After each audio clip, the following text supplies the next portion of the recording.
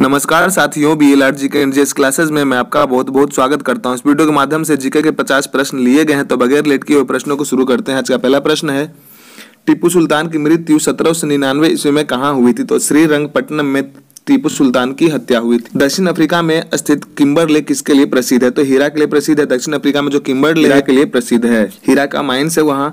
विश्व का सबसे व्यस्त समुद्री रास्ता कौन सा है? तो उत्तरी अटलांटिक महासागर जो है विश्व का सबसे व्यस्ततम समुद्री रास्ता है। जल का पीएच मान जो होता है कितना होता है? तो समुद्री जो शुद्ध जल का जो पीएच मान होता है 7 होता है, जो कि बिल्कुल न्यूट्रल होता है।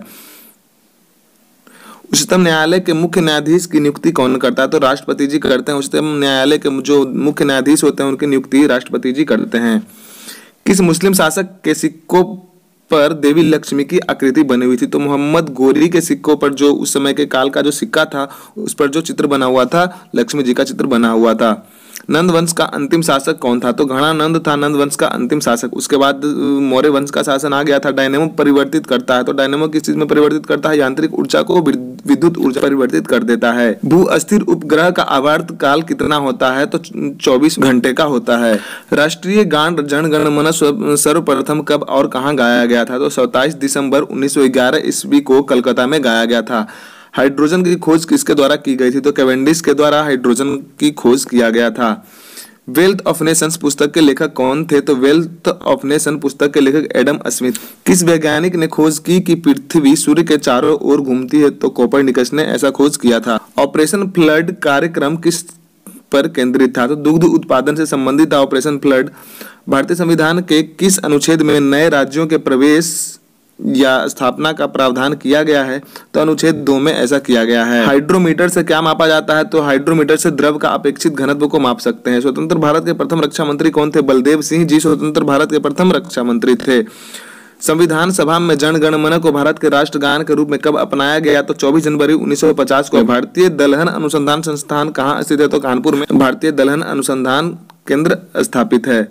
दूसरी पंचवर्षीय योजना ने किसको प्राथमिकता दी थी? तो भारी उद्योग को दूसरी पंचवर्षीय योजना ने भारी उद्योग को प्राथमिकता दी थी, और जो प्रथम पंचवर्षीय योजना थी वो कृषि को प्राथमिकता दिया। भारतीय खिलाड़ी गगन नारंग किस खेल से संबंधित है? तो एयर राइफल शूटिंग से हैं। गगन नारंग जो संबंधित है एयर राइफल शूटिंग से हैं। दोस्त, आप सबों के लिए लगातार मेहनत किया जा रहा है, तो लाइक और सब्सक्राइब अवश्य करें, अपने दोस्तों के साथ में शेयर भी करें। खो खो खेल में कितने खिलाड़ी एक टीम में होते हैं? तो 9 खिलाड़ी प्रत्येक टीम में होते हैं खो खो खेल में। काली मौत जो ब्लैक डेथ कहा जाता है किसे कहा जाता है? तो प्लेग को कहा जाता है। प्लेग को कहा जाता है। भारत का आइंस्टाइन किसे कहा जाता है? तो नागा अर्जुन को भारत का आइंस्टाइन कहा जाता है। ब्रिटिश सरकार का हुआ गवर्नर जनरल कौन था जिसने भारत में डाक टिकट की शुरुआत करी थी? तो लॉर्ड डलहौजी थे। किस सिख गुरु ने फारसी में जफरनामा लिखा था? तो गुरु गोविंद सिंह ने फारसी में जफरनामा लिखा था।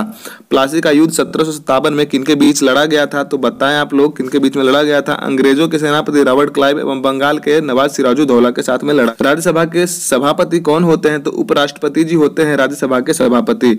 ओजोन परत हमें किससे बचाती है? तो परावैंगनिक किरणों से बचाती है। अल्ट्रावायलेट रे जिसे कहते हैं उसे बचाती है।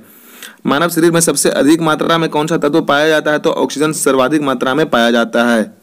बक्सर के युद्ध जो कि 1764 ईस्वी में हुआ था, अंग्रेजी सेना का नेतृत्व किसने किया था? तो हेक्टर मुनरो ने अंग्रेजी सेना का नेतृत्व किया था बक्सर के युद्ध में, जो कि 1764 ईस्वी में लड़ा गया था। पारादीप बंदरगाह किस राज्य में स्थित है? तो ओडिशा में स्थित है। पारादीप बंदरगाह जो है ओडिशा में स्थित है। भारत की सबसे बड़ी जनजाति कौन सी है? तो गोंड जनजाति जो भारत की सबसे बड़ी जनजाति है, गोंड जनजाति। उस्ताद बिस्मिल्लाह खां किस वाद्यंत्र से संबंधित है? तो शहनाई से संबंधित है। उस्ताद जो बिस्मिल्लाह खान है शहनाई से संबंधित है। मलेरिया की दवा कुनैन किस वृक्ष से प्राप्त की जाती है? तो सिनकोना से प्राप्त की जाती है। जो मलेरिया की दवाई कुनैन है सिनकोना से प्राप्त किया जाता है। गाय के दूध में हल्का पीलापन किसके कारण से होता है? तो कैरोटीन के वजह से गाय के दूध में हल्का पीलापन हो जाता है, कैरोटीन के वजह से। ईसीजी किस रोग का पता लगाने हेतु प्रयुक्त किया जाता है? तो हृदय रोग को पता लगाने के लिए ईसीजी का प्रयोग किया जाता है। ईसीजी का फुल फॉर्म होता है इलेक्ट्रोकार्डियोग्राफ। ईसीजी का पूर्ण रूप क्या होता है? तो इलेक्ट्रोकार्डियोग्राम जो होता है ईसीजी का फुल फॉर्म होता है। छिली हुई सब्जियों को धोने से कौन सा विटामिन नष्ट हो जाता है? तो विटामिन सी जो होता है छिली हुई सब्जियों में नष्ट हो जाता है।